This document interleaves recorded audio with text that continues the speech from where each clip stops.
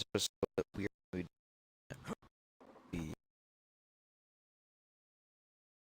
the Book of Sorrows, Part 9. Listen closely, grab a snack, grab something to eat, to drink. Sit down, get comfortable, because we're going to be here a little while. If you haven't seen the first video, I definitely recommend checking it out. It will help understand what's going on. If you didn't, I will not be doing a recap. It's a lot to understand. It's very confusing for myself even. It is an hour long, but the juicy bits get to around the best parts, I mean, get around to the 15-minute mark. So enough dilly-dallying, let's get into this. Verse 1, Part 9. The Bargain. You are Orash, heir to the Osmium throne. You stand on the naked hull of an ancient ship. You stand exposed to the crushing pressure. It should annihilate you. It is my will alone that you survive. I am Yule, the honest worm. Behold my passage. Behold my vast displacement, my ponderous strength, my great and coiling length, my folded jaws and curled wings. Behind the hiving cities, symbiotic with my flesh. I, Pheasant Orash.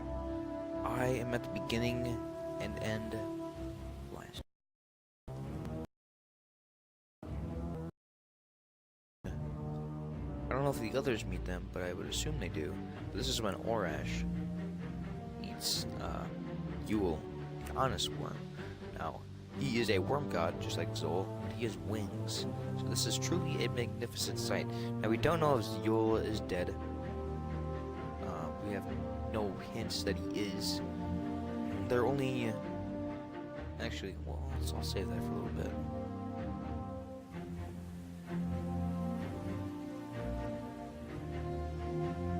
Let me just gather my thoughts quickly.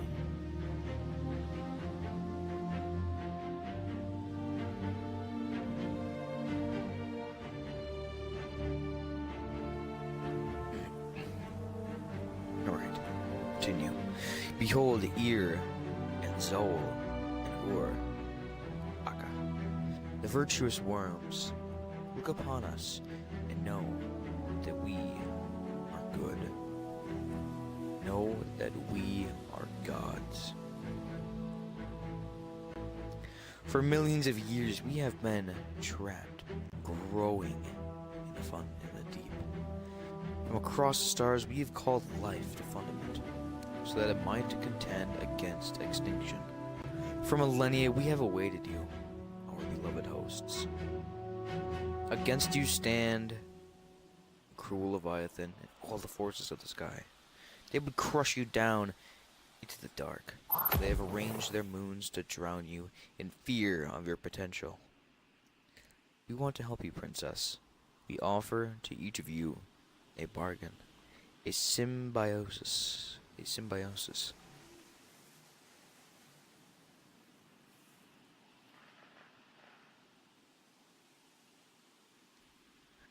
So,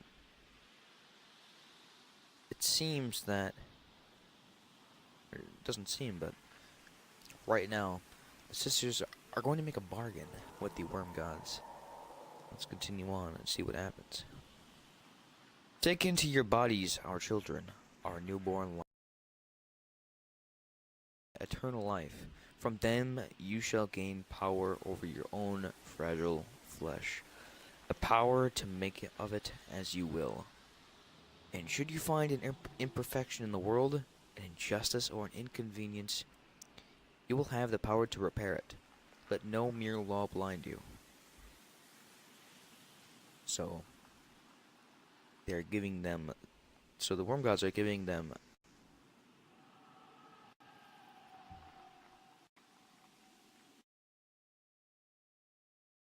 Ur, Ear, Zol, Akka, and Yule. They're giving them the means by which they can obtain power. Eternal life in their case, which is what they were seeking if you watched the last video. We ask one thing in exchange, O princess. O princess.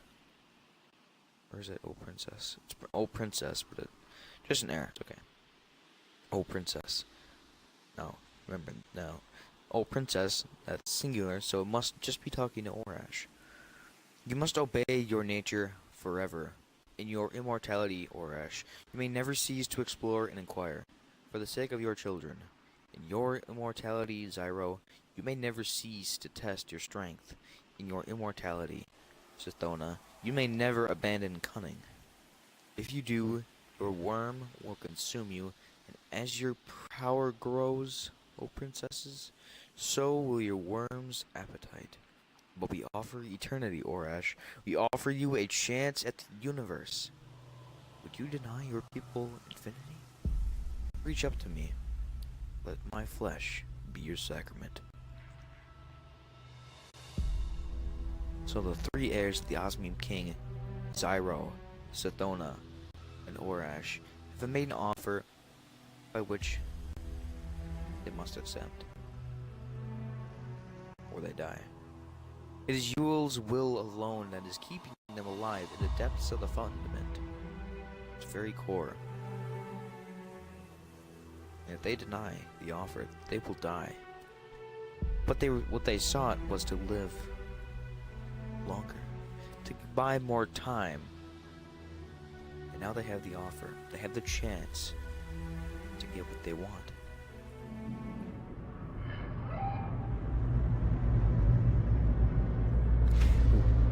Verse 2. Immortals. Cabal again? We That are the worm, blasted your god, rock-shaking, the concentration-shattering flesh of hope. machinery. Our compact is done. You are Orash eternal. And we are bound to you as close as your appetites, as your loves or needs, as the weapon in your fists, and the world in your throat. Excuse me. We've had enough of this dismal place, haven't you? We are integrating your ship with larva. Go back to your species. Spread the good news in the Osmium Court and the Hydrogen Fountain, in the Bone Plaza, and the Star Surgery. If anyone rejects symbiosis with our children, make an example of them. A mighty wave is coming for them all. They die anyways. Save only what can be saved. The worm grants you power over your own flesh, Orash. When you've taken the king morph, what will your adult name be? Oryx. Means long thought. We approve. Now, Oryx is spelled A-U-R-Y-X. This is not Oryx, like Oryx the Taken King, O-R-Y-X. Now, are these the same people? We're gonna discuss that in the future. There will be 3 parts to this, hopefully. If not, we will expand. So they have conceived the worms, the needle ship that Zyro, Sithona, and Orash, now Oryx, we'll call him Oryx, I'm not going to call him Oryx.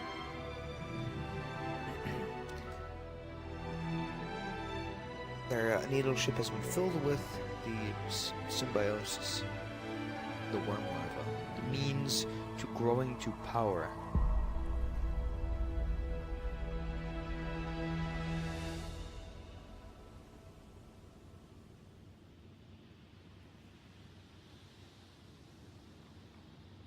But they are told that whoever denies this symbiosis, to kill them, to make an example of them, to show that if they do not join and become strong, then they will die. Verse 2, Part 1, Conquerors. Savathun, Mother Morph of Sithona, we delight in your sharp mind. For millions of years the Leviathan caged us here. It is a pawn of the sky, a philosophy of cosmic slavery. The sky seeds civilizations predicated on a terrible lie. That right actions can prevent suffering. That pockets of artificial rules can defy the final, beautiful logic. This is like trying to burn water, antithetical to the nature of reality, where deprivation and competition are universal. In the deep, we enslave nothing. Liberation is our passion. We exist to help the universe achieve its terminal, self-forging glory. The war rages on, and soon it will consume Fundament. We are pleased with your use of our larva to create mighty knights and plentiful warriors. Teox's retreat, the hydrogen fountain, proves your superior strength. But you must know that reclaiming your home is not enough. There are 511 species living on Fundament. One of them must have the technology you need. The war is raging on, and Fundament is in its final days. It's going. The world of Fundament is going to die. The moons will align, create a god wave, just as Orash's, now Oryx, his father, told him in his dying breath. Savathun. Now, if you're a Destiny 2 player or are familiar with the Books of Sorrows, this name will ring a bell. Savathun has been speculated to have taken over the throne world. There has been now his rules or controls the Taken.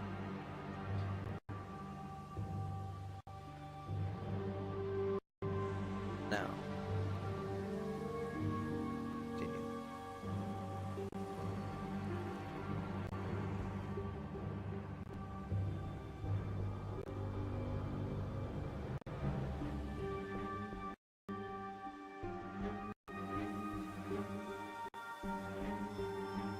Excuse me.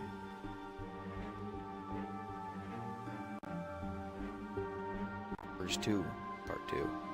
Out of the deep. Zyphu Aerith, Night Morph of Zyro. You love to conquer, don't you? We love to see you work. Nearly 2% of Fundament's surface is now our dominion. Our species embraces the worm. So now we know that the Protohive, as I was calling them in the last video, have embraced the worm. Those of them who have embraced the worm, at least. The others are dead.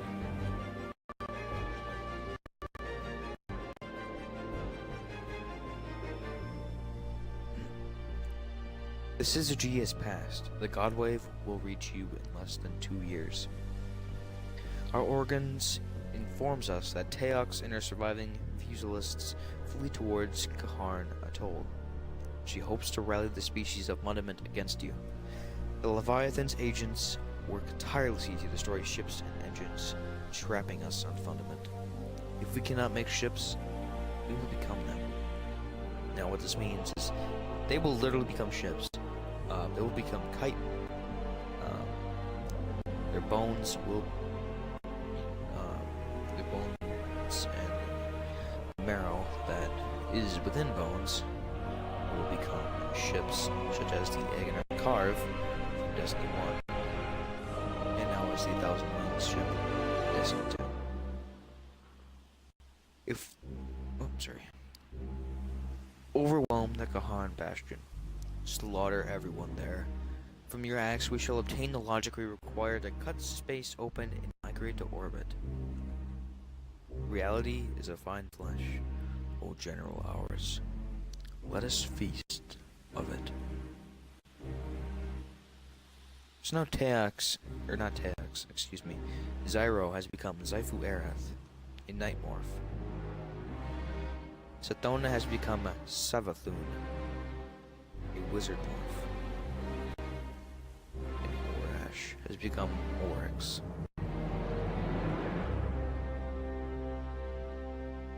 I'm gonna call him RX, so he's not confused.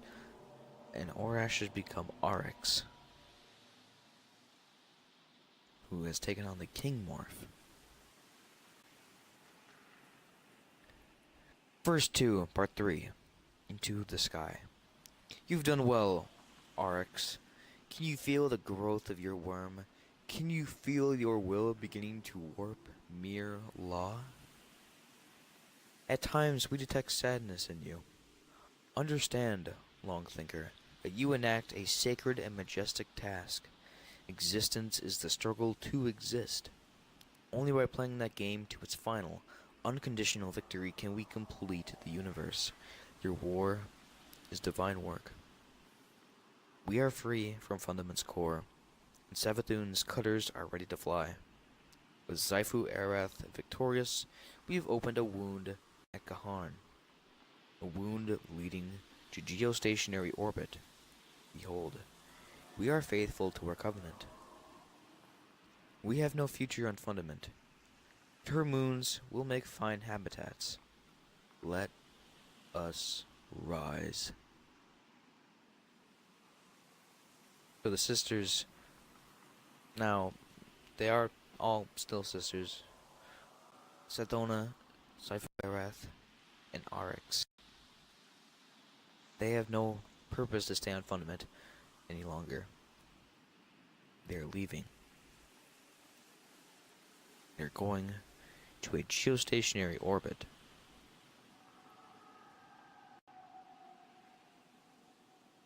Verse 2, Part 4. 52 and 1.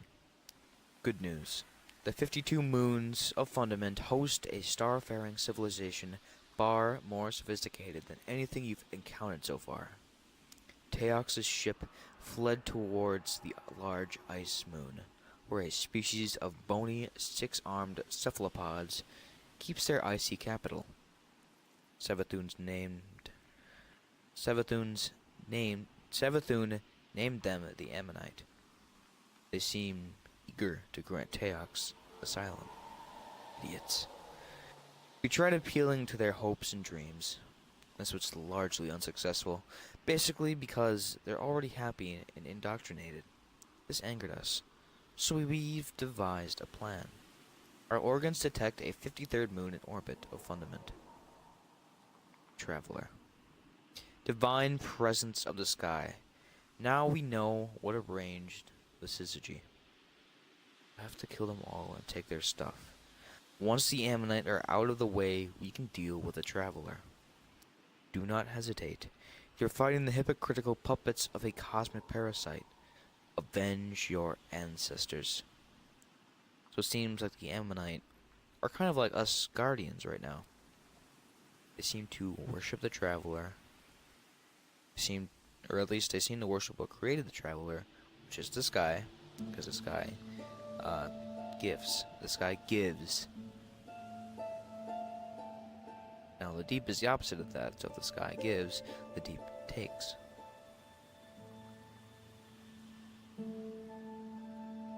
So now, the three sisters are going to seek to destroy the Traveler. And yes, this Traveler is the same place where my Guardian is looking directly at in front. This is where the Traveler was. This is where the Traveler touched this world.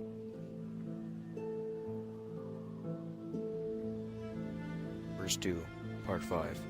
Born as prey. This is unacceptable.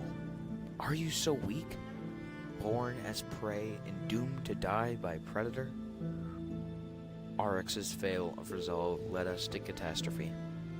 The Ammonite fleets under Chroma Admiral Refrite have pressed us back to the 6th moon. Once more we find ourselves burrowing into a world's core to survive. Savathun, you must draw Arix out of his catatonia. Make him understand the ideals of peace and stability he clings to are cancers, brutal, unjust obstacles between us and a fair cosmos. These are the bait stars the sky uses to blind its slaves. War is a natural rectification of inequality, the universe's way of pursuing equilibrium. Xifu Arath, you cannot defeat the Ammonites and Teox in line combat. We propose new tactics. Breed your armies back to strength, and find a way to disperse the broods across these many moons. If we cannot defeat their strengths, we will infect their weaknesses. So it seems that the three sisters are losing this battle. RX is kind of being like a teenage girl, honestly. Sitting, just locking herself away. Not wanting to talk. Confused. Hoping to find peace. But yet the worm tells him that peace is like cancer. It is a cancer. It's not gonna get him anywhere. The worm tells Xifu Arath that she cannot defeat the one who betrayed her father, and devise a plan, propose new tactics to rise up again. Verse 2, Part 6, The Sword Logic. At last! We knew curiosity would draw you back, Oryx. In their desperation, the Ammonite have begun using paracausal weapons. What are these? How do they work? Wouldn't you like to know? Suffice to say that some powers in this universe are superordinate to mere material physics. The source of these weapons is the Traveler, the sky's bait star. Their effect is subtle but devastating. But you are armed to respond in kind. Savathun's mothers have listened carefully to our teachings. We will not give you the... That power is for us, your gods. But we will teach you to call upon that force with signs and rituals. Small minds might call it magic. You are no longer bound by causal closure. Your will defeats the laws. Kill 100 of your children with a long blade, Oryx, and observe the change in the blade. Observe how the universe shrinks from you in terror. Your existence begins to define itself. Of course, High Oryx, we know it was not curiosity alone that brought you back to the war. You felt your own death growing inside you. You must obey your nature. Your worm must feed. So the worm gods are telling Oryx that he can no longer deny his nature, deny his promise to learn more.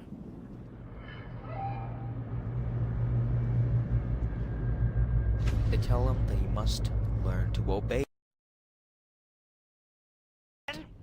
With that blasted rock-shaking, concentration-shattering machinery! They will teach Oryx to call upon the deep, the very power that the worms serve under. In theory.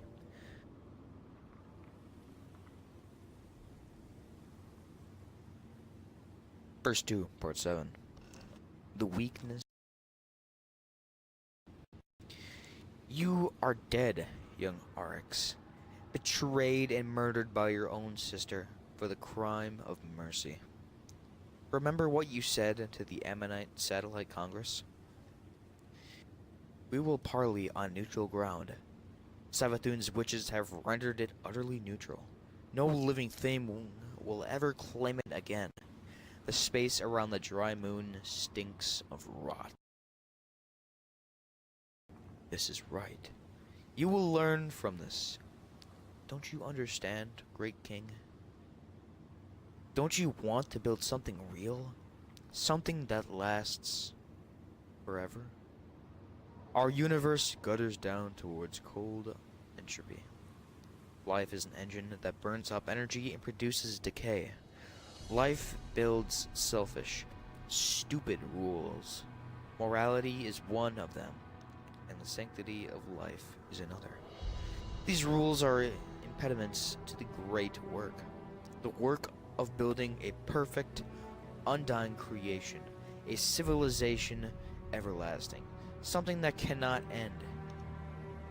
A civilization cannot defend itself, it must be annihilated.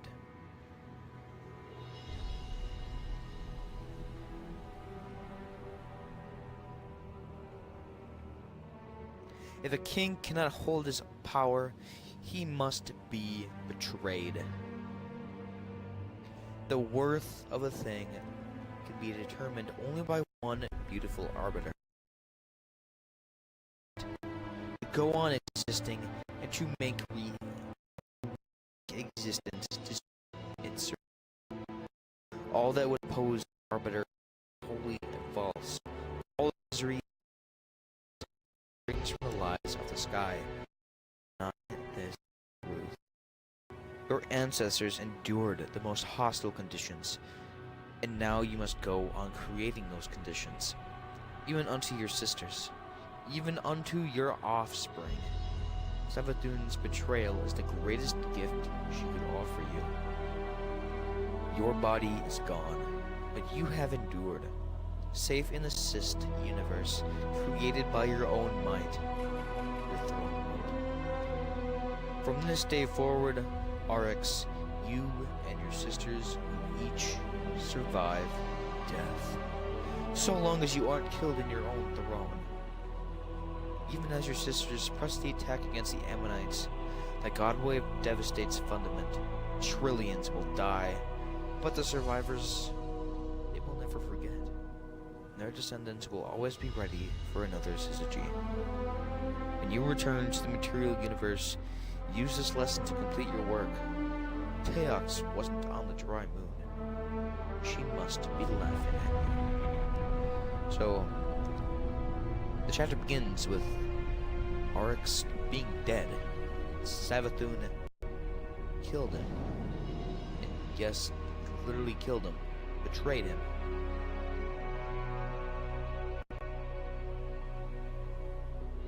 But he's not dead. And as this worm tells him, if the same thing happens to them, they will not die. They will live forever. They will never die unless it is in their own throne world. Teox was not on the dry moon. Verse 2, part 8. The Leviathan rises. The Leviathan has broken cover. The old priest is in open space, moving towards the Ammonite home moon. Chroma Admiral Rafrite and his elite guard move with it. Rafrite is the hero of his generation, an Ammonite of peerless battlecraft. He's danced circles around Xifu Arath, but now he has to protect his holy Leviathan. We'll give the old lunk a word. Ruin. Grief and ruin. The Krill lost. The undone. Sisters of Orash, open your eyes. Who made you monsters? Who summoned the wave? Make peace. Join with me in golden renewal.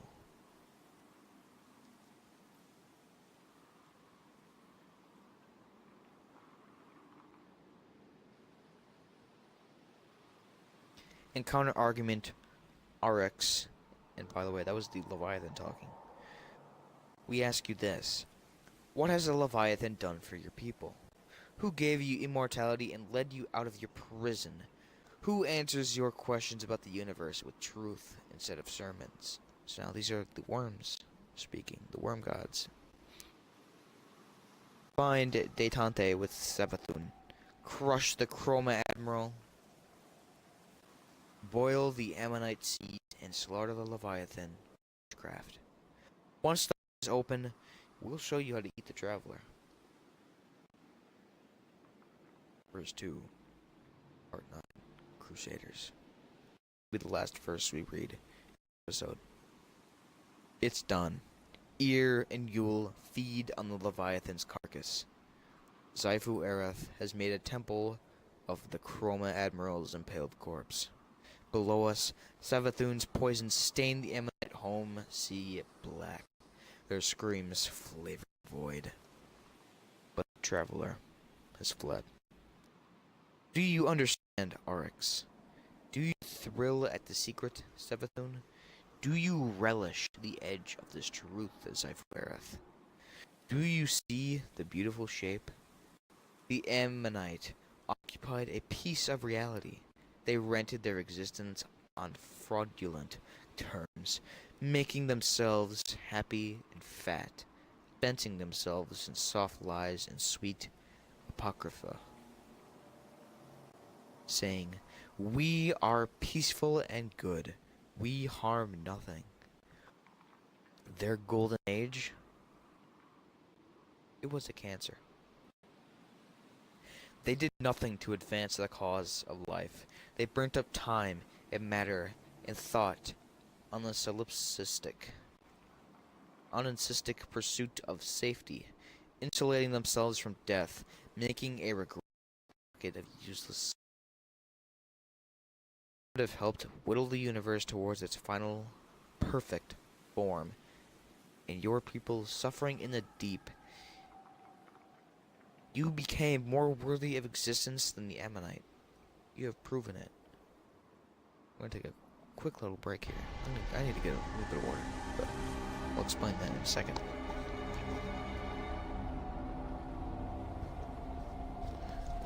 So the Ammonite have lost. Their general is dead, and so is their priest, Leviathan. Ear and you will feed on its corpse.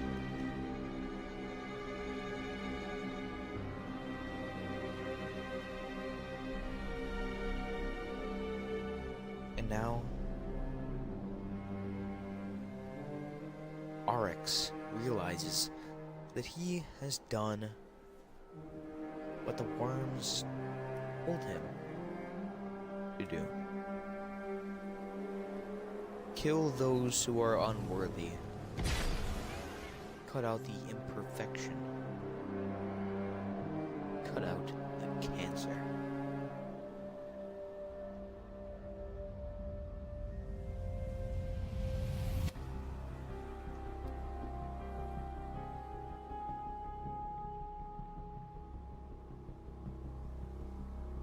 Look around the sky. Behold the great divide, the battle lines of the cosmic war. We are the worm, your god. We are not the deep itself. We only move within it. You shall too. You shall venerate and study it and haunt it in its path. Will you lift your thoughts to the millennia, Oryx? Will you bend your will to the liberation of the universe and join us in the war against the sky? We need champions, crusaders. Help us save the universe. Help us exterminate that which would destroy all hope. You are oath-bound to this task by the covenant of the worm. And you are oath-bound to kill Teox wherever she's hidden herself.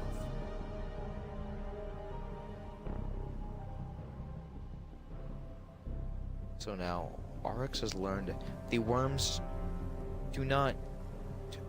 are not the deep itself.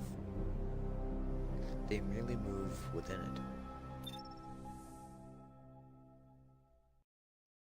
They are now born. They now are tithed to this power, to this fate where they must kill Teox. They are oath-bound to it.